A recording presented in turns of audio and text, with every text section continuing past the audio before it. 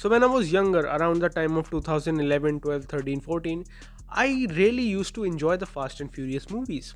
Fast 5 was my favorite film at that time. And when Furious 7 was released in 2015, I felt it was a pretty good ending and conclusion to the whole franchise and a pretty good tribute to Paul Walker. It was one last ride, it was action packed, it was over the top, it was fun, and it was genuinely a beautiful ending to a franchise, or so we thought.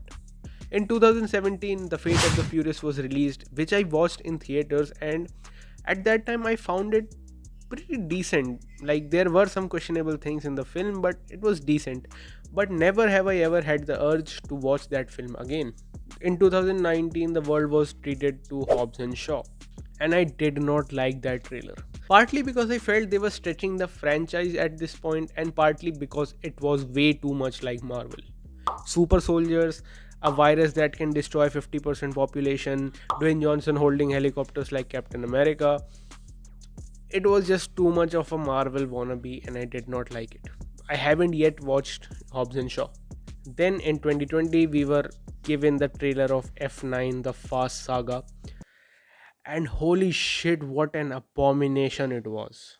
When I had first watched the trailer of F9 The Fast Saga, my legit reaction was, why don't people in this universe use condoms? I mean, how many fucking children do they have? How many secret family members, brothers, sisters, sibling? How many are there? And why do they just keep on popping up out of nowhere?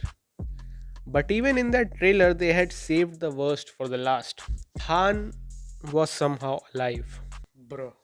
I haven't watched F9 yet, and I don't plan on watching that film. But I know that, there was some bullshit about how Han survived and it was Kurt Russell's plan and some shit.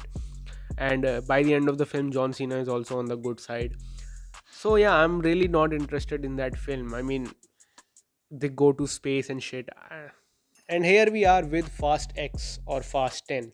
Some random character popped up, some bullshit. John Cena is now Uncle Jacob, apparently. A lot of people try to justify the Fast and Furious movies by calling them mindless action flicks. But for me, they are films made on massive budgets. I'm not the guy who would sit here and call Pathan a bad film because I did not like the characters or the character decisions or the action sequences, or felt like the action sequences were too unrealistic, and then would go on to sit here and call Fast and Furious just a mindless action film.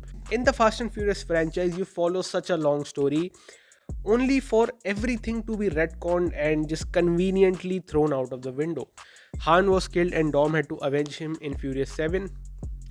Bro, Han is alive. Deckard Shaw was the coolest antagonist in the franchise. He is now joking around with Dwayne Johnson and even Han.